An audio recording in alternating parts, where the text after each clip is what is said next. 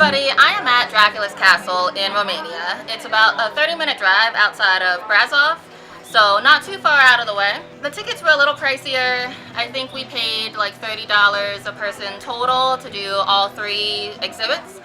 I would say I think it's worth it just to check out. The castle itself is so cool, just architecturally. The windows are really unique. There's tons of stairs that look really cool. So I was amazed by the architecture. It felt like you were in like a Renaissance sort of structure. The castle itself is mostly a museum to some of the historical figures in Romania's history.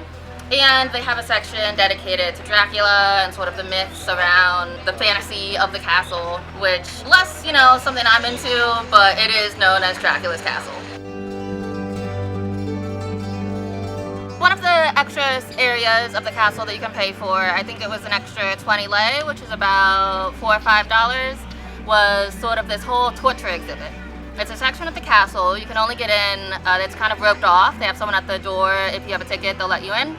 And I do think it was totally worth it for $5. They literally show you like torture equipment throughout history, throughout Europe, and it's kind of icky looking at all of it, but just from a learning perspective, I think it was worth it. I would totally suggest that. And then the second additional ticketed area that you can pay for, it's called, I think, like Lift into the Future.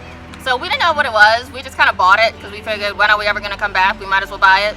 It was 30 lei, which is about $6, $7, a little more. So, worth the experience. But I will say, now that I know what it is, I don't necessarily think it was necessary. Basically, you take this elevator deep to under the castle, and you walk through sort of a short tunnel, maybe only like a 10 minutes walking through. It shows you like photos of the different figures of history for Romania, and a couple photos of Dracula. I guess it was kind of cool to be in the elevator, but other than that, you could just walk out of the castle on your own, which would also have been a nice experience. When I was looking into Romania and things to do, of course Dracula's castle was one of the top things. It's very known for like tourism. Some of the travel bloggers I was watching were saying it's too overrated, really not worth it, so touristy, so crowded. Luckily it's mid-June right now, and I didn't think it was overly crowded. Watching some other videos, I think we got really lucky on the amount of people here. Yes, like there were people in the museum and walking around, but you could still move at a steady pace. It didn't feel cramped. Overall, I had a really nice time here. I would suggest you come, and thanks for watching. Check back for more videos.